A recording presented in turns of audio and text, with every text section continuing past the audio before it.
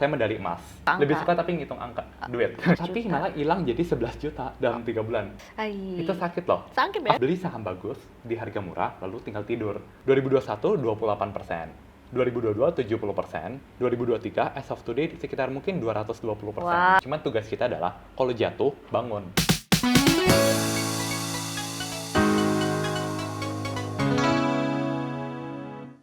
Guru muda dengan pesona berbeda, di usia yang sangat belia, sudah berhasil menghasilkan return luar biasa melalui investasi sahamnya. Bukan hanya faktor keberuntungan, tapi juga didorong oleh kedisiplinan, pola pikir, dan strategi investasi yang menakjubkan. Telah hadir di Hidden Masters, Philbert Ferdinand. More than just a hidden gem, welcome back to Hidden Masters bersama saya Ardina Glenda. Please welcome Philbert Ferdinand. Halo. Philbert, apa kabar? Baik, Glenda. Terima Thank you udah undang. Thank you banget udah datang ke sini. Mungkin bisa diceritain sedikit sahabat Merasat, Philbert ini siapa dan sekarang tuh jadi apa sih pekerjaannya? Oke, sebelumnya thank you dulu untuk Mirai udah bersedia mengundang. Saat ini saya usia 23 tahun. Nama saya Philbert Ferdinand. Profesi saya part-time investor. Belum bisa dibilang full-time karena saya sore sampai malam masih mengajar. Tapi itu lebih ke hobi saja. Nah, kalau di pagi sampai sore harinya saya nyantai bisa dibilang. Nah, saat ini selain saya mengajar matematika untuk hobi, saya juga mengelola komunitas saham. Kita punya komunitas namanya Philbert Game Plan. Saat ini ada 700-an member dan isinya investor semua. Wow, 23 tahun bisa dibilang part-time investor. Kenapa nggak mau jadi full-time investor sekarang? Karena calling saya itu memang di mengajar. Jadi, not about the money untuk yang mengajar, tapi kita nggak boleh lupa jati diri kita siapa. Dan saya kan background-nya dari mengajar. Oke, background mengajar matematika, specifically Iya, matematika. betul. Dari usia berapa? Saya mulai mengajar itu, ini namanya Philbert Learning Center ya. Itu saya ngelesin private, tapi muridnya untuk di Bali, Semarang, Pontianak. Nah, kita itu dari tahun 2019. 2019 usia Philbert? Saya 19 tahun 19 waktu itu. tahun, berarti Iya. pas kuliah? Betul. Oke. Waktu itu karena butuh income, saya pikir kenapa nggak saya mengajar aja. Toh saya hobi kan, saya jalanin dan saya kembangin usaha itu. Oke, sambil kuliah? Iya. Kuliahnya Philbert apa? Saya background akuntansi di Quick and Gi. Akuntansi, ya Betul. berhubungan lah ya. Oke, dengar-dengar Philbert dulu pernah juara OSN? Oh iya. Oh iya? Jadi background-nya kayak gini teman-teman. Pas aku OSN tuh Olimpiade Sains Nasional, itu kayak Olimpiade nasional yang paling tinggi lah untuk di dalam negeri. Waktu saya SMA, saya OSN cukup beruntung lah karena teman-teman juga dukungan. Saya medali emas. Oh. Tahun berapa nih? Itu tahun 2017. Lalu juga dikirim ke Rusia untuk lomba. Nah, itu dapat perunggu. Oke, Jadi itu yang background. matematika memang. Betul. Emang suka matematika dari dulu? Bakat. Bakat. Kebetulan bakat. Tapi suka ngitung-ngitung. Suka juga. Suka angka. Lebih suka tapi ngitung angka, duit. Suka duit ya, cuan semua juga suka. Kalau cuan. Oke, nah dari matematika akhirnya akuntansi. Akhirnya kenal yang namanya investasi. Investing, ya. Dari tahun berapa mulai investing? Nah, saya pertama kali mulai itu tahun 2018. Tapi dulu saya trading, Glenda. Jadi pertama kali ada modal dari yang lesin mat itu 18 juta. 18 Tapi juta. malah hilang jadi 11 juta dalam 3 bulan. Lost 40%. Lalu saya pikir, there should be a better way lah. Harus ada cara lain. Masa sih Warren Buffett kayak gini?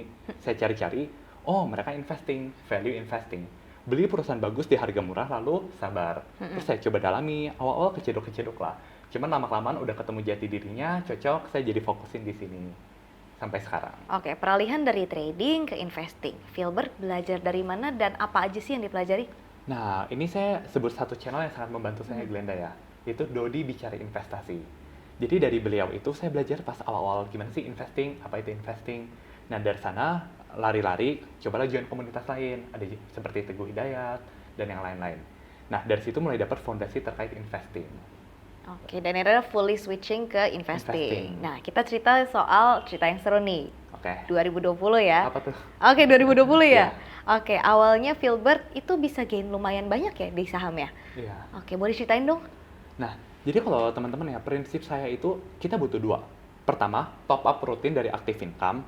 Dan yang kedua adalah masukkan ke saham yang benar. Butuh dua-duanya, nggak bisa hanya rely di satu. Nah, top up rutin dari yang lesin matematika ya kan. Lalu prinsip kita di saham adalah beli saham bagus di harga murah, lalu tinggal tidur. Nah, 2020 itu saya berani hit big di pertama BRI, habis itu UNTR. Nah, prinsip yang sama saya keep sampai sekarang. Begitu. Oke, nah boleh di-share nggak nih Philbert? Apa aja sih key points untuk orang ketahui gitu sebelum memilih saham? Screening lah. Oke, saya belak-belakan aja ya. Saya nggak pernah screening. Wah, Terus uniknya. pilih saham yang kamu beli itu dari mana? Saya lebih mengenal ke ini sih. Prinsip kita adalah Kaizen, yaitu continuous improvement dari Jepang ya. Nah, jadi tugas kita apa? Belajar terus, perbanyak archive kita, perbanyak bisnis yang kita pahami modelnya. Sehingga ketika ada opportunity, kita bisa capture itu. Nah, jadi kalau saya jujur mengandalkan ke personal archive saya. Misalkan saya pernah analisa 100 company, yaitu random number ya. Nah, nanti dari situ baru saya lihat, saya urutin, apa sih opportunity 5 yang paling menarik? Seperti itu contohnya. Dan lakukan proses itu repeat over and over tiap berapa bulan. Oke, boleh didetailin nggak sih apa aja yang Filbert lihat dari company untuk memutuskan kayaknya nih prospek nih? Boleh. Saya mungkin spill ini kali ya. Kalau step saya analisa adalah 3 step. 1, 2, dan 3. Nah, di pertama ini ada 5 hal yang kita mau cek. Atau biasa saya sebut 5 step process, biar gampang. Pertama, harga 5 tahun terakhir. Tapi kita lihat untuk sekedar, kepo doang. Yang kedua adalah kita lihat juga earnings-nya gimana sih, EPS-nya. Apakah bertumbuh atau enggak, dan EPS historisnya, track record-nya gimana. Kita suka bisnis yang kinerjanya stabil dan terus bertumbuh. As in normal business lah. Yang ketiga adalah valuasi. Valuasi itu penting. Kalau untuk PER ya, PER itu saya tetapkan, ini judgement saya pribadi. Kalau company-nya tidak grow, pantasnya di 5-10 kali. Grow dari earnings-nya teman-teman. Kalau company yang grow, saya berani hargai lebih, yaitu 11-16 kali. Itu udah 3 ya. Yang keempat, ROE historis, yaitu kita lihat, ini bisnis bisa making real money gak sih? In terms of equity-nya dia. Dan yang kelima, saya lihat revenue historis, apakah bertumbuh. Nah, itu yang 5 step proses untuk lihat sekilas menarik atau enggak. Lalu kan saya bilang ada 3 step kan. Di step 2 itu saya lihat, ini bisnis istilah saya lucu, transgender atau tidak. Apa nih? Jangan sampai kita beli bisnis yang dari luar kelihatannya bagus, tapi ternyata piutangnya busuk, persediaannya busuk. Karena ada aja yang seperti itu. Atau cash flow-nya negatif mulu, bleeding money. Itu bukan good business. Itu saya sebutnya apa? Transgender. Nah, itu saya filter di sana. Lalu step 3 barulah yang paling penting, dalami bisnisnya. Study the business, identify key variables. Key variables apa? Simple. P dan Q, price dan quantity. Saya kasih contoh ya. Misal kamu rokok kamu pincek harga gampang. Tinggal tanya ke temen yang toko kelentong, toko sembako, atau mau ke Indomaret juga bisa kalau mau gampang. Itu price-nya ya. Apakah ada kenaikan harga? Gimana? Kalau ada kenaikan harga, apakah quantity-nya masih aman? Kalau harga naik, quantity masih aman, labanya bertumbuh. Itulah yang investor suka. Gitu. Oke, dari tadi yang udah disebutkan step by step dari Filbert, ada nggak sih sektor-sektor tertentu yang memang Filbert dalami karena mungkin sentimen makronya lagi bagus atau you don't mind all of that? Kalau aku ya, kalau investor ada 2 tipe, top down dan bottom up. Kalau aku tipe yang bottom up, jadi fokus aku ke kinerja. Kinerja itu aku tidak pandang bulu lah. Misalnya kamu mau consumer goods, kamu mau batu bara, kamu mau banking, apapun itu aku bakal suka asalkan simple, earnings-nya bagus dan valuasi aku nilai menarik. Jadi tidak ada special case. Untuk dalami, tugas kita dalami sebanyak mungkin. Oke, nah ini menarik nih. Filbert, pasti sebagai seorang investor itu memperkirakan kan ya prediksi gitu value atau misalkan nilai fair value lah dari perusahaan. Ngitung forecast laba nggak sih? Itu paling penting. Valuasi kita tuh simple ya Glenda ya. Yang tadi kan PER wajar udah sebutkan, 5-10 kalau nggak growing, 11-16 kalau company yang bertumbuh. Nah, valuasi kita PER wajar dikali EPS wajar. EPS wajar tuh apa sih? Earnings ala kita tuh berapa? Nah, untuk forecast earnings itu sangat penting untuk kita mendalami bisnisnya. Ini jadi last step dari analisa. Orang kebalik biasa. Orang biasa pertama, yuk harga wajar berapa baru analisa. Enggak, kamu harus mengenal dia luar dalam plus minusnya baru bisa estimate fair value. Nah, untuk estimate itu penting untuk forecast laba ya. Forecast laba itu 2 yang tadi, price dan quantity.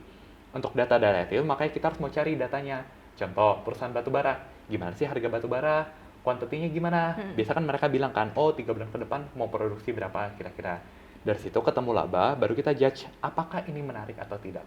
Kalau ada diskon minimal 35% bagi saya.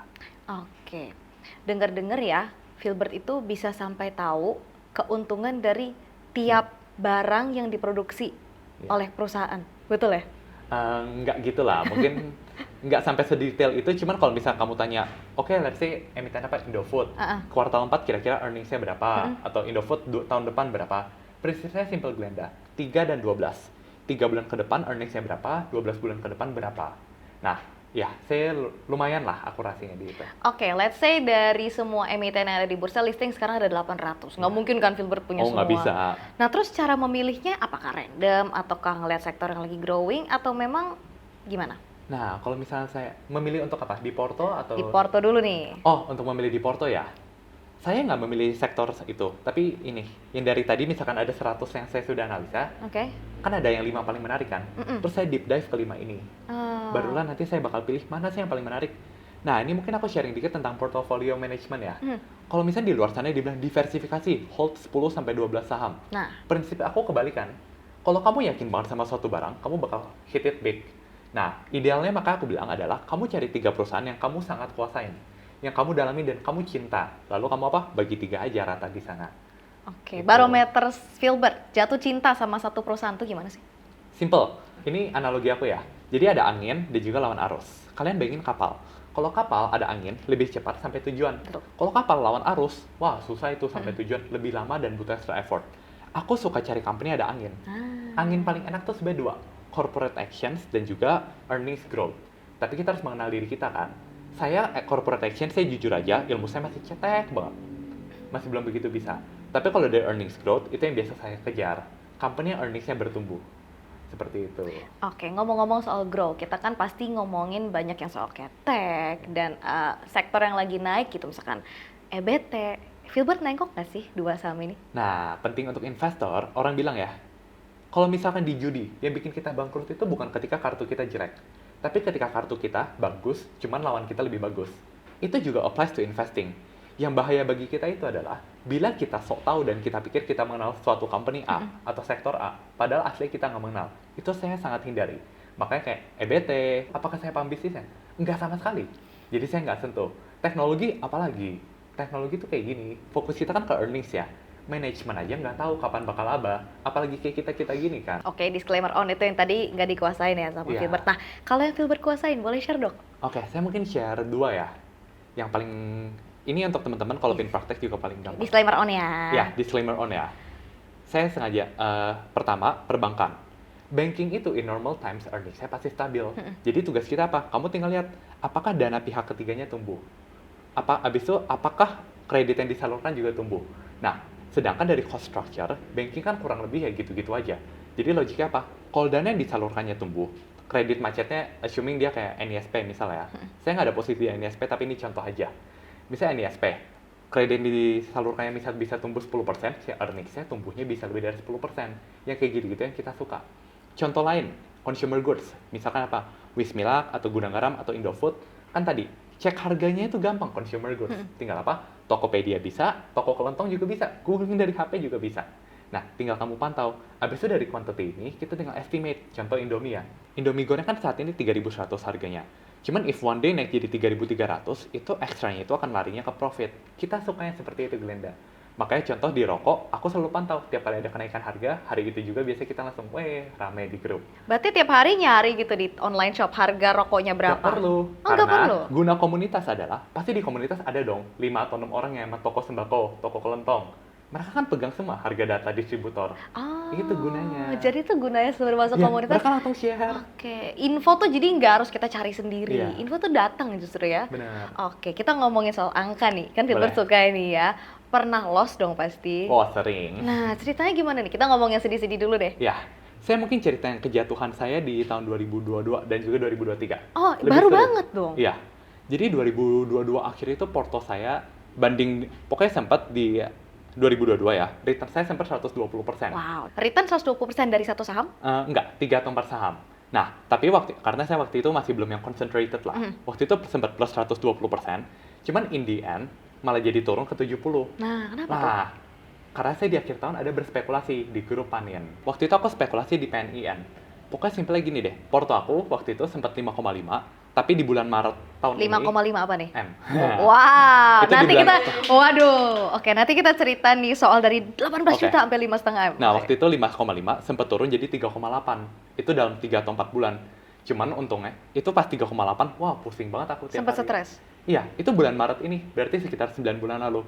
Cuman untungnya karena misalkan, ya kita stick sama principles kita ya, beli saham bagus di harga murah, lalu hit it big ketika ketemu opportunity. As of today udah naik 4 kali lipat lagi. Jadi berapa total sekarang? 15. Waduh. Jadi sekarang Filbert usia 23, Iya. sudah jadi high net worth Iya, individual. beruntung. Wow, beruntung. Tetap mengakui bahwa ada faktor beruntung. Betul. Pernah nyangka nggak sih di umur 23 bakal jadi HNWI? Saya jujur target saya itu di umur 30 10M. Itu target dari kecil. Oke. Nah, cuman kalau sampai duluan ya nggak nolak juga. Nggak nolak juga Iya. tentunya ya. Oke, wow. Dari 18 juta awal modal itu sekarang bisa jadi 15M. Ya, dengan top up rutin per bulan dari lesson matematika juga. Dari lesson matematika. Boleh tahu nggak sih kisarannya untuk top up per bulannya tuh berapa? Top up spending saya kan sangat kecil kan. Karena masih di rumah. Paling spending apa makan, mall gitu. Jadi saya top up 50 per bulan. 50 juta per bulan. Ya. Itu udah pasti atau ranging? Based on income bulanan juga. Gitu. Pokoknya prinsipnya simple. Saya ulangi ya. Top up bulanan, invest di saham yang benar, and make sure kamu dapat good return dari sana. Oke. Gitu.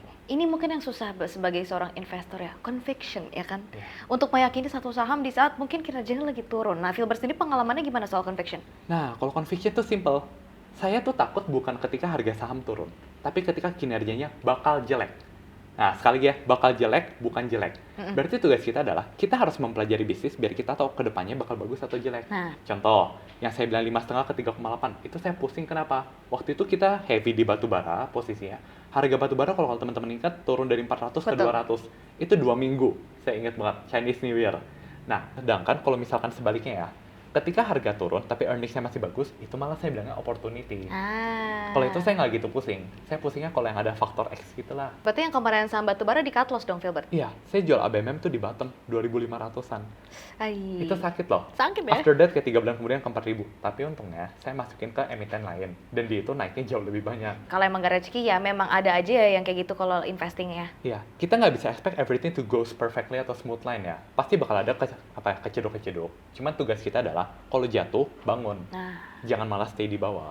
oke. Ngomongin CAGR Filbert, gimana nih? Saya kalau return ya, 2020 saya nggak sertakan biar fair, oke? Ya karena tahun pandemi. Iya, Oke. itu kan curang lah ibaratnya. 2021, 28%. 2022, 70%. 2023, as of today, sekitar mungkin 220%. Wah, luar biasa. Berarti tahun depan bisa naik lagi ya? Mudah-mudahan ya. Nah, untuk target tuh saya ini, kalau orang bilang target tahun depan berapa, Filbert? Apakah 50 or maybe 100? Enggak. Saya selalu bilang, target setiap tahun saya 26%. Kenapa 26? Itu golden number. Tiap 10 tahun, uang kita akan jadi kali 10. 1 jadi 10, kayak gitu. Itu target saya, namun kalau dikasih lebih, nggak nolak. Oke, kayak tadi gitu ya. Ya, tahun ini target berapa? 26%. Dapat lebih? 200 harus ya ternyata. Oke, harus ya. Oke. Nah, Filbert kan hitungannya anak muda nih ya, Gen Z gitu. Dengan uang yang dihasilkan gitu, ada nggak sih me time atau self rewardnya apa nih? Wah, self reward saya yang utama ya. Teman-teman juga pasti suka nih, Glenda juga makanan. Saya paling suka makan apa? Sushi. Itu self reward saya. Sama satu hal yang saya berubah ya. Sejak tahun ini, saya jadi punya habit, saya lebih suka traktir orang, terutama keluarga. Karena saya percaya traktir itu kita bisa bawa happiness ke orang-orang sekitar. Benar. Oke, kita ngomongin tadi soal target return, tapi mungkin kita ngomongin milestone ke depannya. Ada nggak sih target Filbert yang pengen dicapai nih ke depannya? Ada, yaitu simple. Achieve 26% per tahunnya tadi, selama 10 tahun ke depan. Gitu. Karena kalau iya, kali 10 kan lumayan banget. Oke, jadi udah bukan target number lagi nih ya? Iya, tapi return. Baik, Filbert, ada nggak sih pesan buat anak-anak muda juga nih yang pengen mulai investasi dan sukses kayak Filbert tapi mulainya dari nol? Nah, mungkin ini agak kontroversial ya teman-teman ya, cuman saya akan ngomong apa adanya.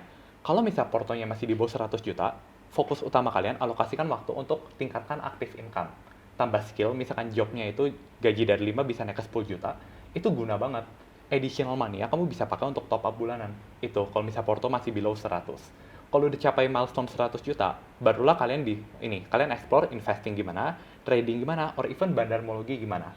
Tugas kalian temukan yang paling cocok sama kalian. Karena beda orang bisa beda selera. Gak ada yang benar atau salah, yang penting adalah temukan jati diri dan stick dengan itu. Oke, satu pertanyaan terakhir sebelum kita masuk segmen games ya Filbert. Definisi sukses untuk Filbert? Definisi sukses saya itu simple. Kita harus bisa bermanfaat untuk orang sekitar kita. Mulai dari keluarga dan juga teman. Nah, kalau biasa kan orang ajarin apa? Ada 2 cara untuk kamu bantu orang. Pertama, kamu kasih ikannya, atau kedua, ajarin mancing. Kalau saya bilang, kalau sebisa mungkin dua-duanya. Nah, coba lihat dulu orang sekitar, ada yang mungkin butuh bantuan, atau misalkan secara karir apa, kita ada bisa bantu apa, kalau bisa lakukan itu. Tuh. Membawa senyum ke orang lain. Luar biasa, Filbert, keren banget. Sekarang kita mau masuk ke segmen games ya. Jawab dengan gambar. Oke. Wah. Oke, yang pertama, icon atau logo The Sims adalah 3, 2, 1. Saya nggak tahu. Beda ya. Yeay. Yang kedua, makanan khas Italia yang berbentuk bulat adalah 3, 1. Thomas Edison merupakan penemu. Oke. Betul. Oke. Udah? Udah. Oke, terima kasih Filbert. Thank you buat bagi-bagi ilmunya. Thank you Jo udah diundang ya Glenda. Oke, sahabat Firasat, jangan lupa kalau kamu suka nih sama ilmu yang kita bagiin hari ini, di like, di share, dan di komen. Subscribe juga ke YouTube channel kita, Miraset Sekuritas. Dan sahabat Firasat, the world is changing, so let's aim higher and bigger. Kita akan jumpa lagi di episode Masters berikutnya. Dadah. Bye.